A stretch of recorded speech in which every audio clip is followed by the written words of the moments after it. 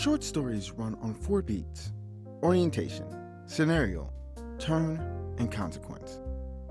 If you want the full breakdown on what those mean, why they are what they are, and how to make a short story, I've got a video for that. But frameworks only take you so far. At some point, you need to see one working in the wild. Which brings us to this video's topic: Sherlock Holmes' The Adventure of the Speckled Band. It is an amazing example for us to learn from. And, as a bonus, I'll include one tip for handling short stories with each part, something we can learn from each section. So, first, for those who aren't familiar with the short story itself, here is a summarization. Watson opens retrospectively, framing this as one of the most unusual cases Holmes ever handled. Ends when Helen Stoner arrives at Baker Street in fear for her life. Her twin sister Julia died 2 years ago under mysterious circumstances. Her final words, a cryptic warning about a speckled band. Now Helen is being moved into the same room, hearing the same strange whistle in the night. Holmes investigates the estate, spends the night hidden in the room with Watson, and when the threat comes, strikes it back.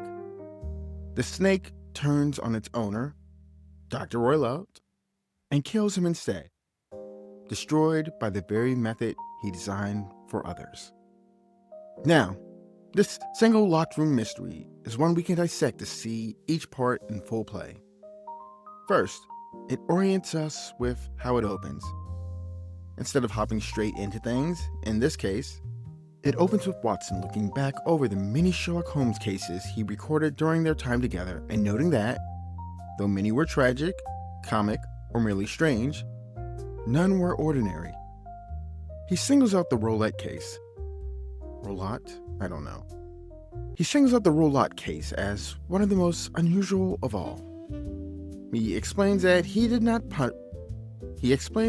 publish it earlier because he promised secrecy to the woman involved, but that her recent death has released him from that obligation. He also states that rumors surrounding the death of Dr. Grimsby Roylott have become widespread and more sensational than the truth. So he now writes partially to correct the record. All of this is key to helping readers understand what's going on in this story and why it's being told. A strong opening frame doesn't just begin with the story.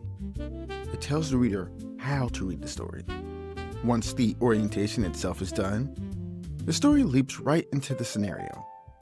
Doyle doesn't waste time. He has Holmes wake up Watson, and we get straight to meeting with the client, Helen. From there, he focuses on all of the scenario, which is the full investigation.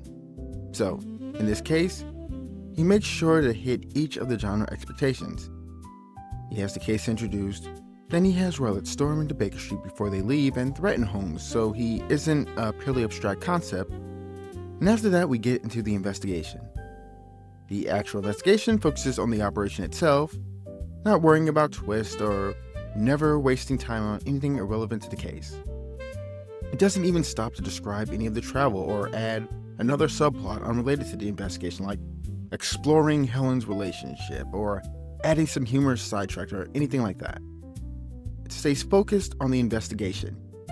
Anything it does is part of the investigation, and that stays in the foreground. Doyle understood that.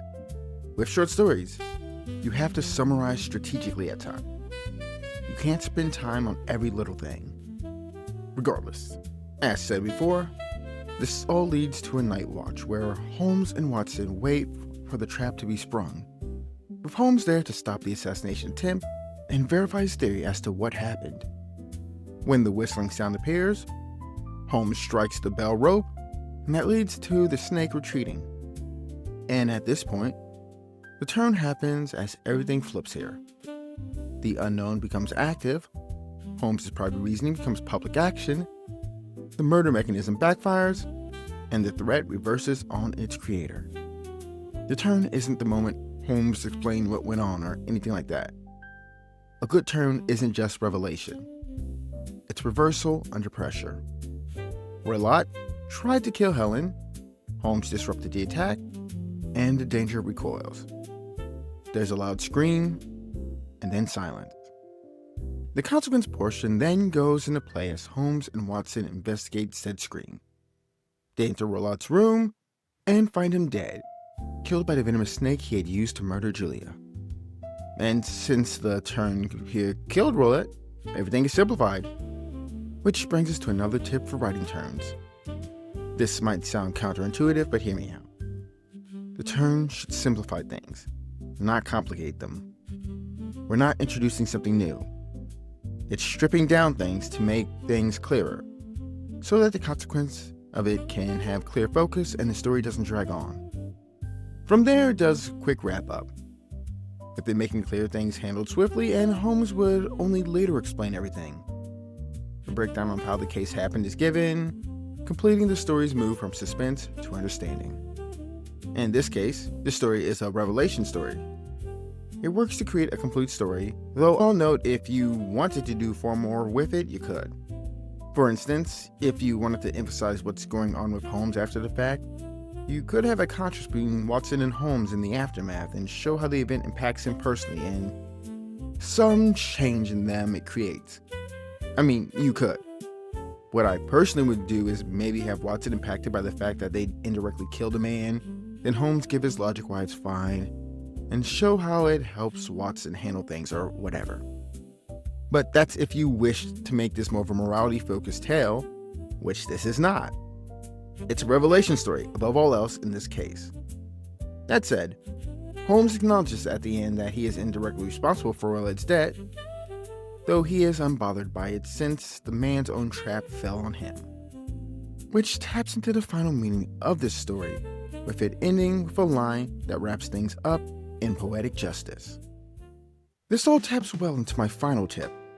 Design the turn and consequence together. A turn is not complete on its own. It is defined by what follows. Basically, think of them in pairs. A turn without a strong consequence feels hollow. At any rate, short stories are truly that simple. If anything, the problem is that people overcomplicate them, especially when they wish for it to be part of a serial. If a short story is a small installment in a serial, you can still understand the form and how to make it work. But to explain that would require me focusing on the short story within a serial model, so I'll tackle that in my next video. Hope to see you there.